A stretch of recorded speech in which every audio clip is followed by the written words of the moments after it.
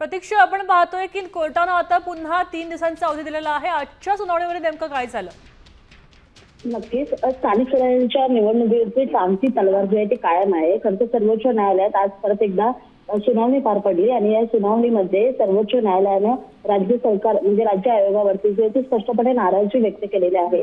2022च्या अगोदर झालेल्या निवडणुकांप्रमाणेच आरक्षण लागू करून निवडणुका घ्या असं स्पष्टपणे सुप्रीम कोर्टाने निर्देश दिलेले होते आणि तरी सुद्धा आता ज्या निवडणुका होऊ घातलेल्या आहेत त्या निवडणुकांमध्ये 50% जी आरक्षणाची मर्यादा आहे ती मोडलेली आहे आणि त्यामुळेच निवडणूक आयोगावरती सुप्रीम कोर्टाने स्पष्टपणे नाराजी व्यक्त करत म्हटलेलं आहे की आम्ही स्पष्ट निर्देश दिले होते की 31 जानेवारीच्या आत निवडणुका घ्या, परंतु 2022च्या अगोदर झालेल्या आरक्षणाच्या नुसारच त्या निवडणुका घ्यायला सांगितलेलं होतं। परंतु राज्य सरकारने त्याचा चुकीचा अर्थ लावलाय आणि त्यामुळे आता आम्ही काही ऐकून घेणार नाही। शुक्रवारी परत सुनावणी होईल आणि परत या प्रकरणावरती पूर्णपणे जो आहे तो सुप्रीम कोर्टाकडून निकाल येणं अपेक्षित आहे।